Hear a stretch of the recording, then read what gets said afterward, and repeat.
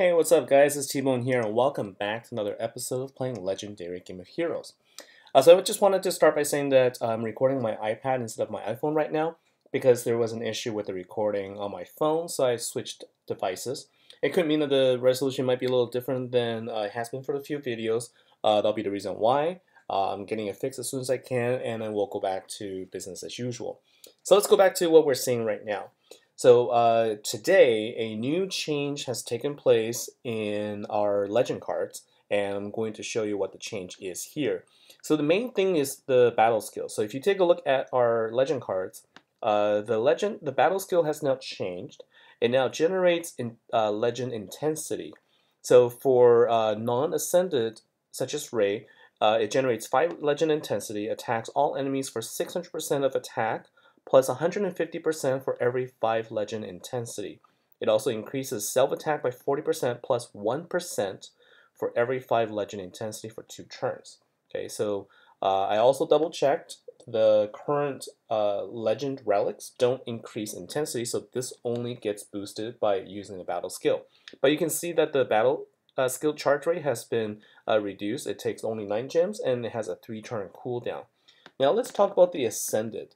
Right, so Kata here is Ascended, and now she will generate 10 legend intensity and attacks all enemies for 1000% of attack plus 250% for every 1 legend intensity. And it also increases self attack by 50% plus 1% for every 1 legend intensity for 2 turns. So you can see that there is no cap here. And so basically, as long as she can keep the turn going, it will just keep going up. So I've skipped a bunch of the pre-work to get this up to 310 legend intensity at this point. And there's an added passive bonus here that's not listed here, and that is currently any Ascended legends will create a Power 1 gem every 4 turns. Well, in the new update, for every 50 stacks of legend intensity, it will create an additional Power 1 gem. So I've boosted this up to 300, so that means I should see 6 additional Power 1 gems every 4 turns. There's already been a turn or 2, and I have 2 Katas now, so I'm expecting to see about 12 new 12 new Power 1 gems here. So let's go ahead and do some matches here. I want to get it to a point where I could... Okay, so now that he just healed, I have my, you can see that I have my my contestants here to just keep going up turns here. I chose to use Forge Boss because this is really the only way I can keep going without killing the boss, without really worrying about anything. So I just wanted to test her abilities. Alright, so let's do this. I think if I just do nothing else here. Okay, so you can see I pretty much filled up the board with 12 gems, and oh, I wish I had also boosted her, used up her battle skill, because then I could really increase the damage. But let's just see how much damage I could do here if I were to just do this match right here.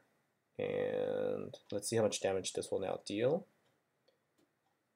So yeah, so finally, at 310 intensity, I was able to deal about 4 million, 3.5 million. And I missed how many turns it took, but it took more than 15 turns. There was a lot of turns that it took.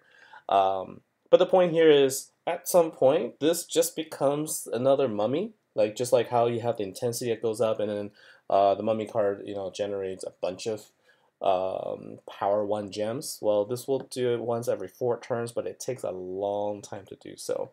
I just wanted to play around and see how this would work.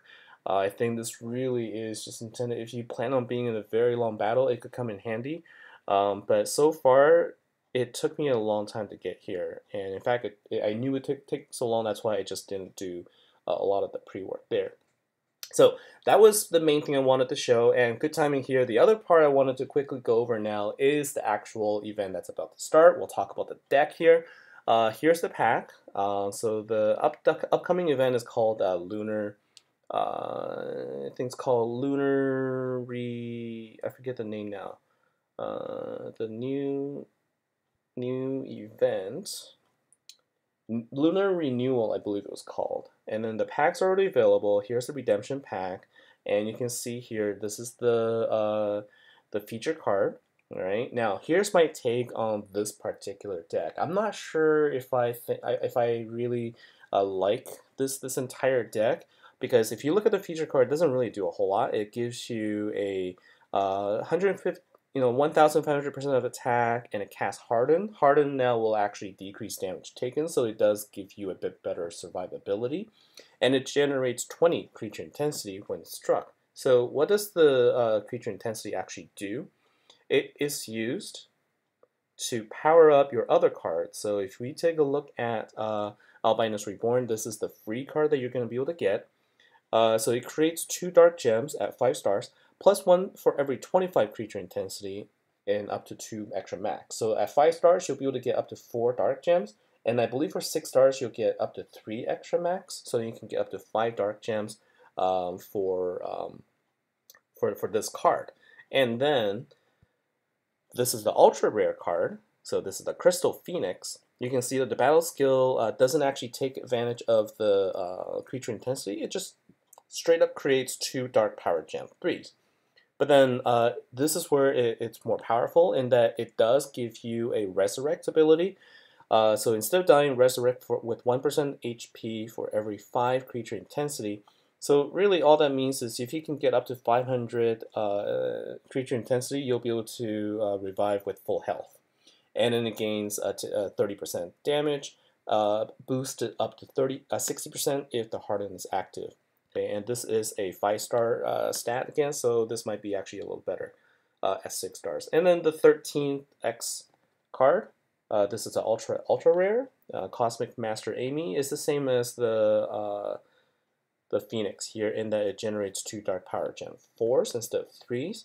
And then it requires only 4 creature intensity to increase your health by 1%. And then it goes from 60% attack to 120 if Harden is active. So really, if you don't get any of the, because this is basically just like another gem spawner, and you already have that with other dark cards right now. Plus, there are other Slayer decks that are also very viable here. And so really, I think the only card that is going to make a difference here is the Crystal Phoenix.